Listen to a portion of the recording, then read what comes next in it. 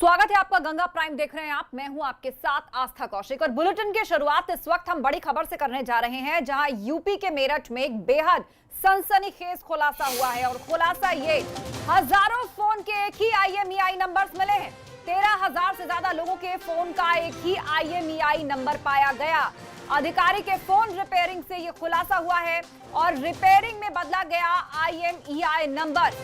Cyber cell में checking के बाद इसकी पुष्टि हुई। ADG राजीव सब्बरवाल अब इस पूरे मामले की जांच कराएंगे। लेकिन ये बड़ी खबर जिसने यूपी पुलिस की और प्रशासन की चिंता बढ़ा दी है, वो ये कि हजारों मोबाइल का एक ही IMEI नंबर।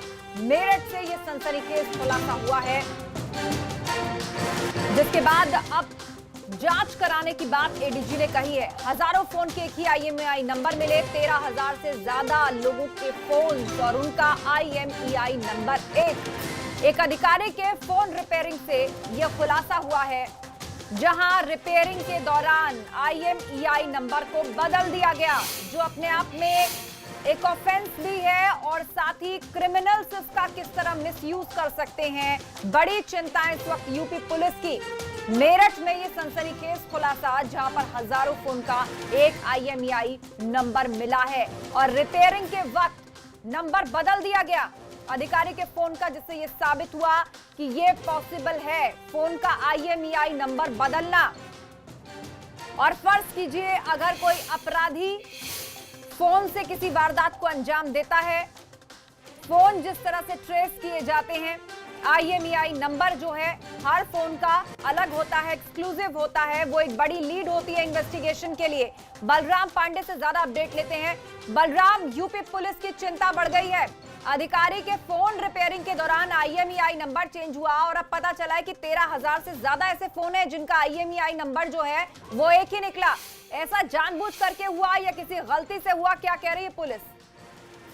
देखिए आस्था, ये जानकारी जब ADG मेरठ जोन राजीव सब्बरवाल जी को मिली तो उन्होंने इस पूरे मामले की जांच की और STF ने इस पूरे मामले की जांच करने के बाद जो चीजें निकल के आई हैं, उसमें ये जानकारी मिली है कि जो IMEI मोबाइल का होता है वो एक मोबाइल का एक ही IMEI होता है, लेकिन 13,000 से ज्यादा IMEI एक ही है फोन का। तो ये कहीं ना कहीं संदेह जाहिर करता है कि आखिरकार इतनी बड़ी तादाद में एक ही IMEI नंबर कैसे 13,000 मोबाइल में फीड हो गया।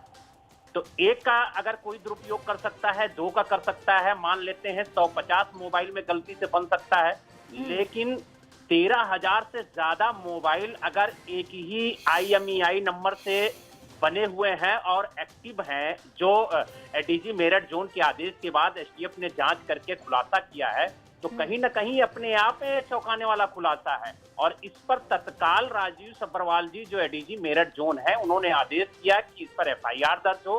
और यही वजह है कि मेरठ के मेडिकल थाने में FIR दर्ज हुई है और इस मामले की तत्काल इन्वेस्टिगेशन के आदेश भी दिए गए, क्योंकि ये आस्था बहुत बड़ा मामला है। क्योंकि अगर कोई भी क्रिमिनल एक्टिविटी होती है या कोई आतंकी गतिविधियां होती हैं, तो सबसे पहले प्रशासन सर्विलांस के माध्यम से उनको पकड़ता है और उसी सर्विलांस के लिए काम आता है ये IMEI नंबर। और सोचिए जरा, 13,000 से ज्यादा लोगों के फोन और सब पर IMEI नंबर एक, अपने आप में बहुत बड़ा खुलासा, बहुत बड़ा संदेह पैदा करता है। कई मायने इसके हैं जिस पर अब जांच होनी चाहिए। शुक्रिया बलराम अपडेट के लिए। और आप खबरों में आगे बढ़ते हैं। अंबेडकर नगर में आज एक थानेदार की हनक उसी पर भारी पड़ गई, जब एक थाने से दूसरे थाने का चार्ज लेने के लिए थानेदार ने इलाके में लगी पुलिस की तमाम गाड़ियों से अपना विदाई जुलूस निकलवा लिया। लेकिन नए थाने का चार्ज लेने से पहले ही इस गैर जिम्मेदाराना हरकत के लिए थानेदार को सस्पेंड कर दिया गया है। दरअसल इलाके में अवैध उगाही के आरोप के बाद अधिकारियों ने कार्रवाई करते हुए थानेदार को दूसरे थाने भेज दिया था, लेकिन दरोगा जी ने अनुशासनात्मक कार्रवाई को भी जश्न का जामा पहना दिया, वो भी सोशल डिस्टेंसिंग को ताक पर रखकर।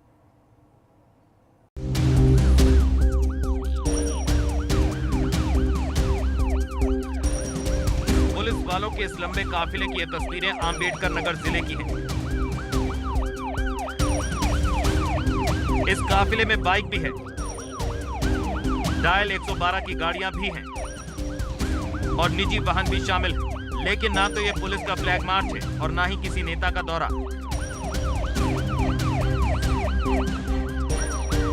ये सारा तामझाम एक थाना अध्यक्ष की विदाई के मौके पर किया गया था, जिसका नाम है मनोज सिंह, जिन्हें हाल ही में उनके कारनामों की वजह से बसखारी थाने से हटाकर जैतपुर थाने की कमान सौंपी गई थी।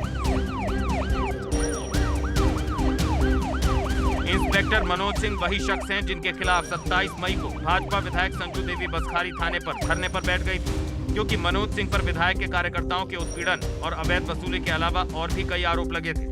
तभी विधायक की तरफ से इस बदमिजाज इंस्पेक्टर के खिलाफ सख्त कार्रवाई की मांग की गई थी। बसखारी थाना अध्यक्ष द्वारा लगातार कार्यकर्ताओं का उत्पीड़न, उनसे अवैध वसूली, भारतीय जनता पार्टी के कार्यकर्ता बताने के बाद उनके साथ अभद्र व्यवहार की सूचना आज माननीय विधायक जी को उनके आवास पर तमाम कार्यकर्ताओं ने दिया।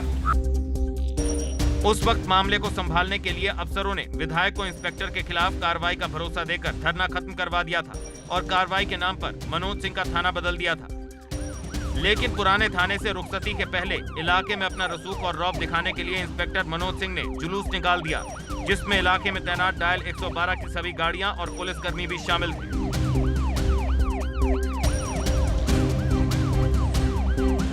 इस दौरान पुलिस वालों ने न सिर्फ सोशल डिस्टेंसिंग का उल्लंघन किया, बल्कि कोरोना गाइडलाइंस को भी ताक पर रख दिया और बिना मास्क लगाए काफिले को बसखारी थाना क्षेत्र में घुमाते रहे। लेकिन ये तस्वीरें सामने आने के बाद इंस्पेक्टर मनोज सिंह को नए थाने का चार्ज लेने से पहले ही सस्पेंड कर दिया गया। वर्तमान थानाध्यक्ष बसखारी जो नए थाने का चार्ज ले जा रहे थे, उनके द्वारा अपनी फेयरवेल के बाद कुछ गाड़ियों का काफिला निकाल करके सोशल डिस्टेंसिंग का पालन न करते हुए और वो अपना चार्ज लेने के लिए जा रहे थे। वीडियो का संज्ञान लेकर के उसमें ये देखा गया कि उसमें सोशल डिस्टेंसिंग के रूल्स जो शासनादेश है उसका पालन नहीं किया जा रहा था उनके द्वारा, और इस बात का संज्ञान लेते हुए उनके खिलाफ कार्रवाई की गई है, उनको निलंबित कर दिया गया है। विभाग की तरफ से भले ही इस बदमिजाज पुलिस इंस्पेक्टर के खिलाफ निलंबन की कार्रवाई कर दी गई, लेकिन जिस तरह आरोपों में घिरे एक थाना अध्यक्ष ने नियमों को ताक पर रखकर अपना विदाई जुलूस निकाला, उसने एक बार फिर उत्तर प्रदेश पुलिस के कामकाज पर सवाल खड़े कर दिए कि जब खुद पुलिस वाले ही कानून के धज्जियां उड़ाएंगे तो फिर वो आम जनता से कानून का पालन कैसे करवाएंगे। अम्बेडकर नगर से एबीपी गंगा के लिए योगेश त्रिपाठी की रिपोर्ट।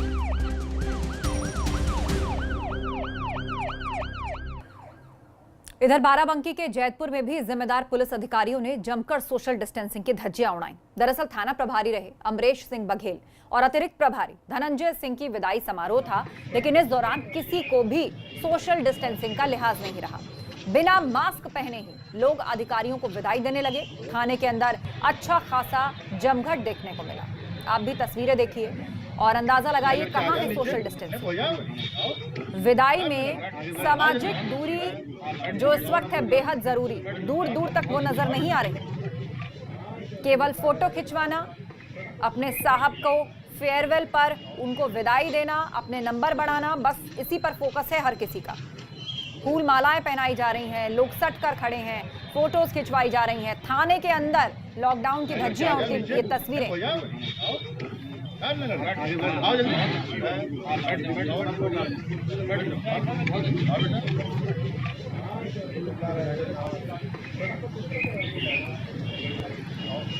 और अब जो खबर हम आपको दिखाने जा रहे हैं, निश्चित ही वो आपको बेचैन कर देगी, क्योंकि लखनऊ में सरेआम जिस तरह भीड़ ने ऑन द स्पॉट इंसाफ दे डाला, वो शर्मनाक है।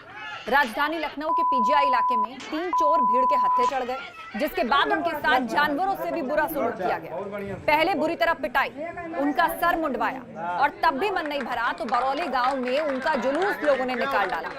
कालिख पोती गई। खबर है कि ये तीनों चोरी के आरोप में पहले भी जेल जा चुके हैं। अब इन आरोपियों को पुलिस के हवाले कर दिया गया है, लेकिन जुलूस निकालने वालों ने जो किया उन पर अब कार्रवाई का इंतजार है।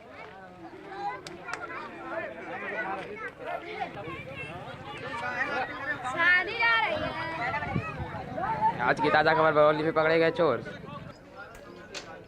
ये देखिए किस तरह पहले इस चोर की बुरी तरह पिटाई की गई, डंडों से, लातों से इसको मारा गया, जमीन पर लेटा लेटा कर इसको पीटा गया, और जब इससे भी मन नहीं भरा तो देखिए फिर क्या हुआ इसके साथ। बैठाकर सर मुंडवा दिया गया, कालिख पोती गई, इन चोरों के चेहरे पर और जूतों की माला पहनाई गई। लोग तालियां बजा रहे हैं, वीडियो बना रहे हैं और उनका जुलूस निकाला गया। आखिर कानून को हाथ में लेने का ये हक किसने दिया? यदि इन्होंने कोई गलती की है, कोई अपराध किया है, तो फौरन इन्हें पुलिस को सौंपा जाना चाहिए था। कानून के तहत इन पर जो कार्रवाई बनती वो की जानी चाहिए थी। लेकिन भीड़ का ये इंसाफ अपने आप में सवाल खड़े करता है। पकड़े गए चोर।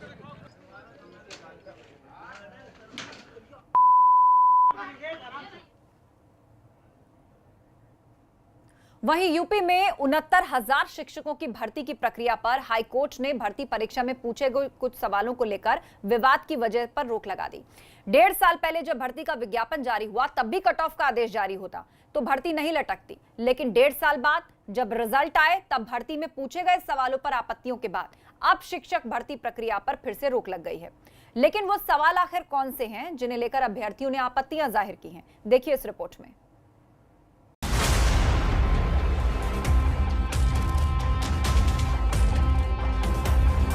उत्तर प्रदेश में 69,000 शिक्षकों की भर्ती कब होगी, या फिर शिक्षक भर्ती की यह प्रक्रिया अदालती कार्रवाई में ही उलझ कर रह जाएगी? ये सवाल यूपी के लाखों बेरोजगारों के लिए इस वक्त सबसे बड़ा यक्ष प्रश्न बन चुका है। 3 से 6 जून तक काउंसलिंग। 69,000 शिक्षकों की भर्ती के लिए काउंसलिंग के बाद शिक्षकों की भर्ती का काम पूरा होना था, लेकिन उसके पहले ही कई अभ्यर्थियों ने भर्ती परीक्षा के सवालों और बेसिक शिक्षा विभाग की तरफ से जारी हुई आंसर की के जवाबों पर सवाल खड़े कर दिए, जिसके बाद हाई कोर्ट ने शिक्षक भर्ती प्रक्रिया पर स्टे लगा दिया। पहले उन्होंने कट ऑफ कुछ रखा, फिर उसके बाद एग्ज़ाम के दूसरे दिन, जो कि मतलब कहीं से सही नहीं लगता है, उन्होंने 60-65 कर दिया, जबकि टेट में और परीक्षाओं में भी 60% पासिंग है। हाँ, और सवालों में वो तो सवालों का वही है कि अब कैसे कौन कमेटी बनती है, कैसे क्या होता है कि मतलब 5-5, 6 सवाल गलत हो जाते हैं, 13-13 सवाल, 14-14 सवाल, और 1 महीने तक कोर्ट में वो रहता है, फिर भी उसका कोई निस्तारण नहीं होता है और उसी बीच में भर्ती शुरू हो जाती है। अभ्यर्थियों ने भर्ती परीक्षा के कुछ सवालों के जवाब पर आपत्ति दर्ज करवाई, जैसे बुकलेट डी का 39वां प्रश्न, जिसमें पूछा गया था कि नाथ संप्रदाय के प्रवर्तक कौन थे। आंसर की में जवाब बताया गया मत्स्येंद्र नाथ, जिस पर अभ्यर्थियों ने आपत्ति दर्ज कराते हुए गोरखनाथ को सही जवाब बताया और बेसिक शिक्षा परिषद की कक्षा 6 की किताब का हवाला दिया। बुकलेट डी का 70वां प्रश्न था, निम्नलिखित में से कौन एक सामाजिक प्रेरक है। आंसर की में जवाब बताया गया आत्मगौरव, जिस पर अभ्यर्थियों ने आपत्ति दर्ज कराते हुए प्रेम को भी सही जवाब बताया और राज्य शिक्षा परिषद की किताब का हवाला दिया गया।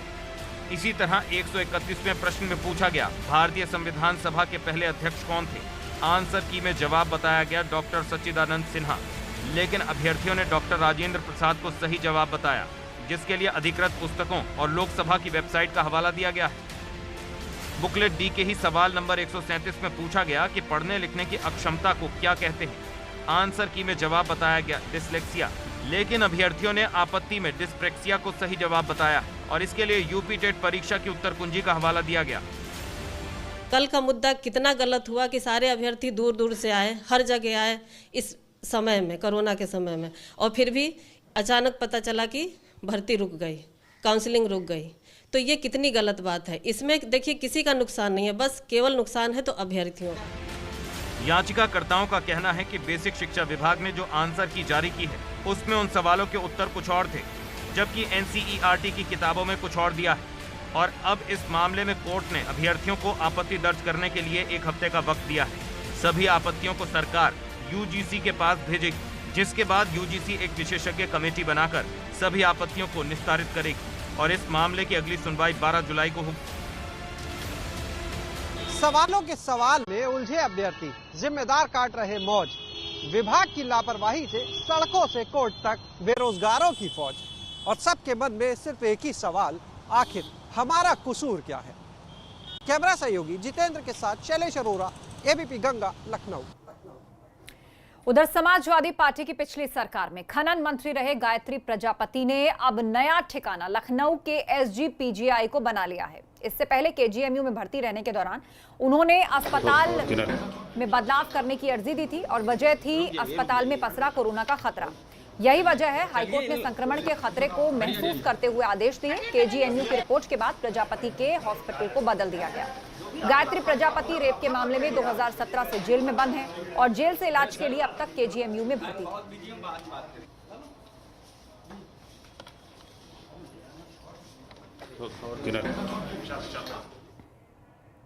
वहीं दूसरी तरफ अयोध्या ढांचा विध्वंस मामले में आज भाजपा नेता विनय कटियार, रामविलास वेदांती समेत कई आरोपी कोर्ट में पेश हुए। बता दें कि लॉकडाउन के चलते पिछली तारीख पर सभी आरोपी बयान दर्ज कराने नहीं पहुंच सके थे, जिसके कारण कोर्ट ने 4 जून की तारीख तय की। हालांकि बयान सिर्फ रामविलास वेदांती ने दर्ज किए हैं। इस दौरान रामविलास वेदांती ने कहा कि मुझे कोई अफसोस नहीं, मुझे फांसी या उम्र कैद भी स्वीकार है। लोग चर्चा करते रहे, मंदिर निर्माण शुरू हो गया है। तो कौन कौन आरोपी है ढांचा विध्वंस मामले में? उमा भारती, पूर्व मुख्यमंत्री, विनय कटियार, पूर्व सांसद। हालांकि भाजपा नेता विनय कटियार के बयान नहीं हुए हैं। रामविलास वेदांती, जिन्होंने कहा मुझे कोई अफसोस नहीं, उम्र कैद मिले या फांसी। लोग चर्चा करते रहे, मंदिर बनना भी शुरू हो गया।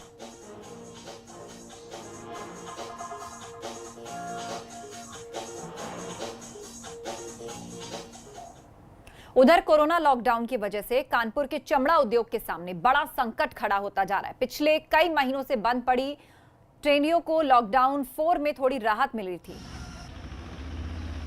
लेकिन अब टेनरियों में सीवेज ट्रीटमेंट प्लांट से ओवरफ्लो की आशंका को देखते हुए टेनरियों को महीने में सिर्फ 15 दिन ही चलाने का फरमान जारी कर दिया गया है।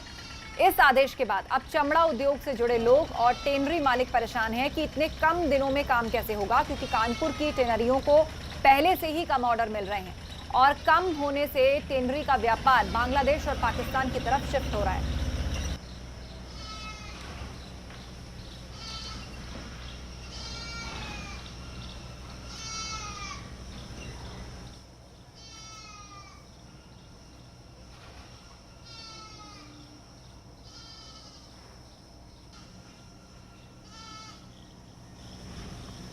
हमारे साथ बात करने के लिए जो चीफ सेक्रेटरी हैं टेनरी उद्योग के, वो मौजूद हैं एसोसिएशन के। सर, आप जानना चाहेंगे क्या आदेश है, किस तरह की दिक्कतें आ रही हैं टेनरी उद्योग में, क्योंकि कानपुर की एक पहचान था और वो धीरे धीरे खो रही है। अभी उम्मीद जगी थी जब दोबारा से फैक्ट्री स्टार्ट हुई, अब क्या स्थिति है?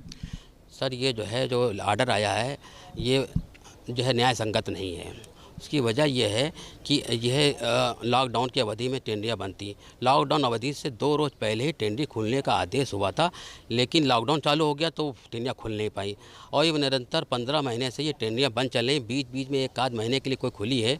इससे हमारा उद्योग बिल्कुल ही चौपट हो गया है। हमारे उद्योग को जो यहाँ की पहचान कानपुर की और जो हमारे उसमें जितने जो है हमारा पैसा फंसा हुआ है, जो प्रॉपर नहीं दे रही, अगर सरकार ने ध्यान नहीं दिया, हम लोग को प्रॉपर तौर पर चलाने नहीं दिया, तो हमारे मजदूर हैं, हम उनको कहाँ से दे पाएंगे, हमारा स्टॉप कैसे दे पाएंगे। इसलिए सरकार से प्रार्थना कि हमारे सारे उद्योगों को प्रॉपर तौर पर चलाने दिया जाए। बिल्कुल साफ है कि जो कर्मी हैं, जो उद्योग कर्मी हैं, उनका साफ कहना है कि जिस तरह से जो ट्रीटमेंट प्लांट लगे थे वो सिर्फ और सिर्फ ट्रेनियों के लिए बनाए गए थे, लेकिन वहाँ पर औद्योगिक जो वेस्टेज है उसके अलावा भी जो डोमेस्टिक वेस्टेज है वो पहुँच रहा है, जिसके चलते वहाँ पर जो ओवरफ्लो की स्थिति बन रही है। तो वहीं जो मालिक हैं उनका कहना है कि लगातार करोड़ों का राजस्व जाता है, 400 फैक्ट्रियाँ हैं, उन पर संकट के बादल मंडरा रहे हैं और उनको उम्मीद है कि सरकार इनकी बात सुनेगी और कुछ न कुछ हल निकालेगी। वीडियो संकेत के साथ प्रभात अवस्थी, एबीपी गंगा, कानपुर। आपको बता दें, कल से लग रहा है साल का दूसरा चंद्र ग्रहण। आप पर क्या पड़ेगा इसका प्रभाव, इसी पर रात 9 बजे देखिए हमारा खास कार्यक्रम ग्रहण की रात मेरे साथ। एक छोटा सा ब्रेक, फौरन लौट रहे हैं।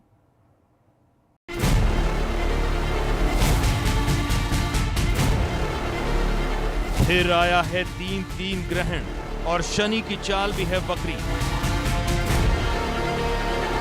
कैसा होगा आप पर असर, किस पर रहेगी किस्मत मेहरबान और किन पर होगी भारी ग्रहों की चाल, देखिए रात 9 बजे सिर्फ एबीपी गंगा पर।